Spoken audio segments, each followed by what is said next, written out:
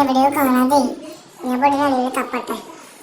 ഇതെങ്ങനെയാ അനിയനെ കണ്ടുപിടിക്കുക?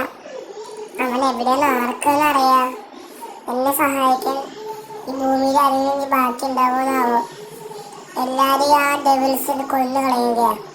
എൻ്റെ അച്ഛനെയും അമ്മേനും പോലും എനിക്ക് കാണാനില്ല. എനിക്ക് എൻ്റെ അനിയനെങ്കിലും എനിക്ക് രക്ഷിക്കണം.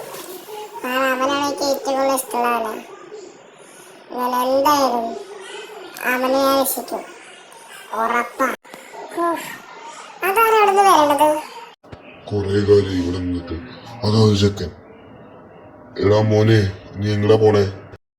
എനിക്കറിയാം നീ എന്റെ അനിയനെ തെരഞ്ഞെടുത്താ പോണേ എന്ന്. നീ പോവണ്ട, തെറ്റാ. നിന്റെ അനിയൻ എവിടെയോ ആണ്. എന്റെ അനിയൻ എവിടെയാണെന്നോ? നിനക്ക് ഒന്ന് പറയാൻ പറ്റും എന്റെ അനിയൻ എവിടെയാന്ന്? കുറെ ദിവസമായി കണ്ടിട്ട്. ഒന്ന് പറഞ്ഞ സഹായിച്ചാ ചേട്ടാ, പ്ലീസ് ചേട്ടാ. നിനക്ക് നിന്റെ അനിയനെ കാണാമല്ലേ? നിന്റെ അനിയൻ എവിടെയാന്ന് വെച്ചാൽ നിന്റെ വിചാരം? ഈ ഭൂമിയിൽ എവിടെയുമല്ല. 5 സ്റ്റേജുകൾ കടന്നിട്ട് നിനക്ക് നിന്റെ അനിയനെ വീക്ഷിക്കാൻ പറ്റും. ഫസ്റ്റ് സ്റ്റേജിൽ ഒറ്റക്കണ്ണനുള്ളത്. ഒറ്റക്കണ്ണനെ തോൽപ്പിച്ച് നിനക്ക് പോകാൻ പറ്റുമോ എനിക്കത് അറിയില്ല. നല്ല പാടാണ് അവനെ കൊല്ലാൻ. രണ്ടാമത്തെ സ്റ്റേജ് ദി ഫയറസ്റ്റ് മാൻ. ഇവനെ എനിക്ക് ഒരിക്കലും കൊല്ലാൻ പറ്റില്ല. കാരണം 100 കോടി പവറുമായിലുള്ള ഒരുത്തരാ. ഇതിനെക്കാട്ടും മുകളില് ഇനിയും ആളുകളുണ്ട്. മൂന്നാമത്തെ സ്റ്റേജ് കടന്നു പോയാൽ ഒരു ബുള്ളാണ്. ബുള്ളെന്ന് പറഞ്ഞാൽ അവന് സാധാരണ ആളുകൾ വിളിക്കുന്നത് ഒറ്റ കൊമ്പൻ. അവന്റെ ഒരു കൊമ്പ് മതി നിന്ന് കൊണ്ടുതള്ളാൻ.